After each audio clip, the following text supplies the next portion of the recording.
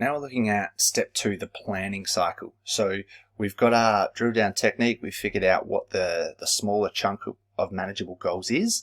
Now we need to figure out how to plan it. So we've evaluated the issue.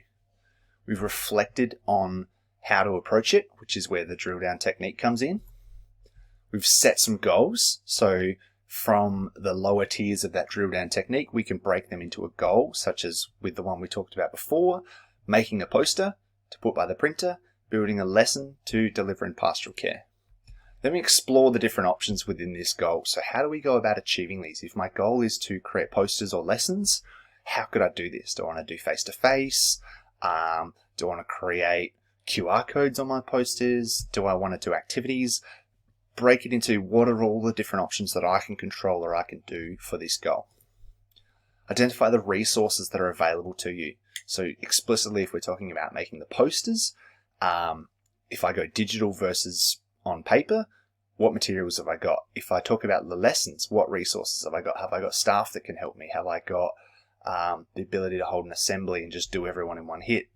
Things like that are resources that you need to consider. If you were looking at goals that we've covered earlier, such as saving money for a car, improving your grades, etc., think about what are the resources available to me. You've got tutoring or help sessions. You've got teachers that you can help you. You've got your job that's available to you as a resource for making money. You've got banks and interest rates that you can use to save money with. These are resources that you can identify. Then you identify the variables. So I've looked at these are all of the things available to me or all of the things that I have at my disposal. Then you need to identify the variables. And just like in science, the variable is the thing that you either change or changes. So if you're saving for a car, the dependent variable is the money. That's the thing that we're measuring. How much money have I got to achieve this car? It also could be something like how much money does the car cost? And that's a variable that I can choose. It's probably more in the options, as in what type of car is probably more about exploring our options. Other variables are things like how many hours I work. What is my salary? If we go back to the environmental aspect, it's things like how many posters do I make? How many lessons am I going to run? Those kind of things are the variables that we can change.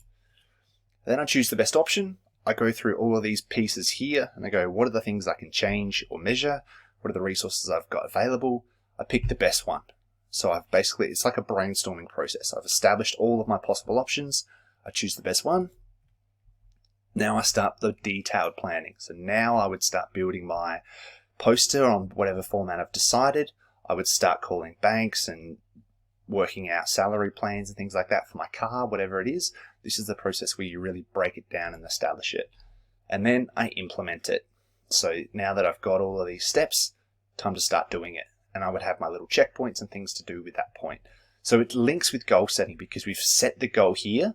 And in the next section, we're going to talk about how we set that goal.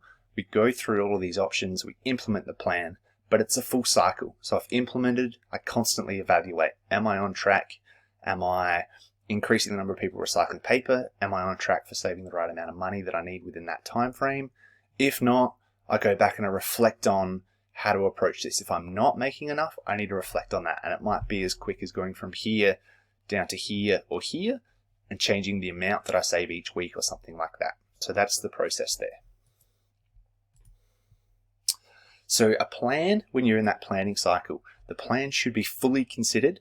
So it takes everything into account in this step. It's not just like, oh yeah, I'm going to save money. This is my job. This is how much I make. I'm going to save this much. You need to think about, well, what are my expenses? Can I get a better job to then mean I could work less, not have to sacrifice school grades while I'm saving, etc.? There's a whole lot to it. Well focused as well. So it's not just like, oh, I want to be wealthy.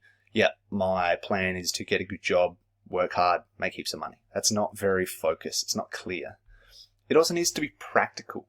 And when I say practical, it needs to be something that is kind of plausible or achievable in a way. Like, I'm not one to tell people that their dream is unrealistic, but you need to be critical of that yourself. If you are not even playing a high level sport, for example, at this stage, and your goal is to go play the Olympics or something, you need to think, is that really that practical? Yes, I could work super hard, but I'm already at a massive disadvantage compared to other high-level athletes my age. Or it might be, is it practical to afford the Lamborghini by the time I'm 25?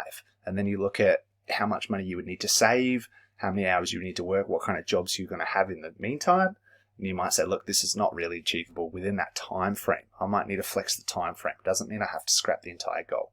And it needs to be cost effective. So it needs to be a goal that you can achieve without just splurging tons and tons of money, as well as tons and tons of time as well.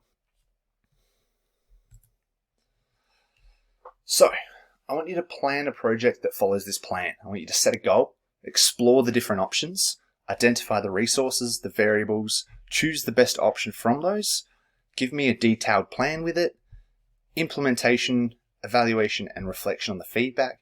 This part is a little bit tricky to do because until you've actually started to achieve it, you won't have this information, but you can certainly do the first few steps.